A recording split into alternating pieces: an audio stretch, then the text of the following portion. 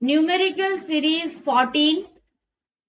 A heat engine extracts heat QH from a thermal reservoir at a temperature of 1000 Kelvin and rejects heat QL to a thermal reservoir at a temperature of 100 Kelvin while producing work W. Which one of the combination of QH, QL and W given is allowed? So basically in this question, we have to check individual options to get the right answer. So before we approach towards the solution of the given numerical, let's draw a heat engine as per the question. So let's say this is a heat engine which extracts heat energy from a thermal reservoir having temperature 1000 Kelvin. And the amount of heat extracted from the reservoir is QH. Now after extraction, the heat engine performs some work, that is W. Now after performing work, the remaining amount of heat energy, let's say that is QL as per the question, is rejected to a thermal reservoir having temperature 100 Kelvin. So this is the schematic diagram of a heat engine according to the question. Now here we have to follow both first law of thermodynamics and second law of thermodynamics to check the right answer from the given options. So let's consider the first law of thermodynamics. So according to first law of thermodynamics, QH is equal to QL plus W. So here basically we have to check LHS is equal to RHS as per this equation. So let's consider the option A. So as per option A, QH is equal to 2000 Joule and QL plus W is equal to 500 plus 1000, that is equal to 1500 Joule. So here LHS is not equal to RHS. So next we move to option B.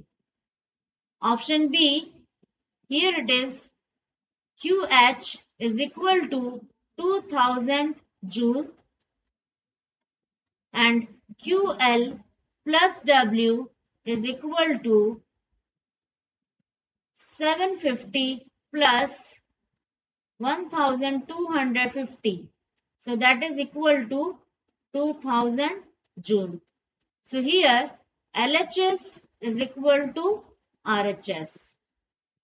This may be the right answer for the given question, but another two options left. So let's see option C. Option C, here QH equal to 6000 Joule and QL plus W is equal to 600 plus 5500. So that is equal to 6100 Joule. So here we can say that LHS is not equal to RHS. Another option, that is option D. So here QH is equal to 6000 Joule and QL plus W is 500 plus 5500. So that is equal to 6000 Joule. So here LHS is equal to RHS. So this may be the right option. So here we have two options, that is option B and option D. So out of these two options, one is the right option for the given question. So next we have to consider the second law of thermodynamics for individual options. Now according to second law of thermodynamics, we have to consider the Clausius inequality. And the mathematical expression is cyclic integral of dq by t is less than equal to 0. Or we can say that summation of q by t is less than equal to 0. So if this condition is satisfied in option B and D, so we can get the right answer for the given question. So let's apply the second law of thermodynamics in option B and option D. Or in option A and C, it is not required because option A and option C violates the first law of thermodynamics. So let's consider option B. So according to option B, summation of q by t is less than equal to 0. That imply QH by 1000 plus minus QL by 100 is less than equal to 0. In option B, the magnitude of QH is given as 2000 by 1000 plus of minus QL. QL is given as 750, so minus 750 by 100 less than equal to 0. So if we solve this expression, we get minus 5.5 less than equal to 0.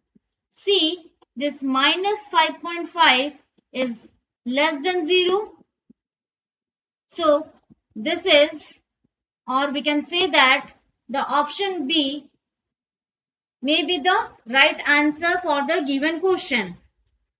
We have another option that is left, that is option D. So because in that option D follows first law of thermodynamics, so we have to check option D with the second law of thermodynamics also. So for option D, summation of Q by T is less than equal to 0.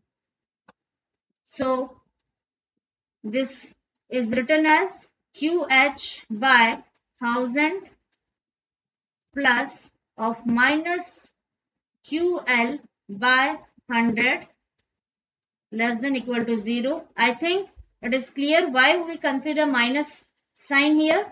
This minus sign is because of the heat rejection from the system. So now let's substitute QH as 6000 as given in option D by 1000 plus minus QL is given as 500 by 100 less than equal to 0.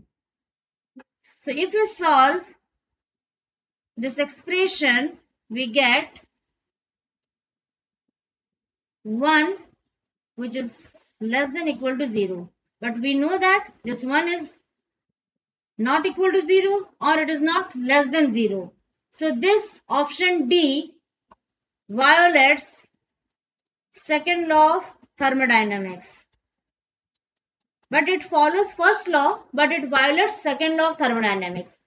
So according to the question, if we have to choose the right answer, that is option B, as this option B follows both first law of thermodynamics as well as second law of thermodynamics.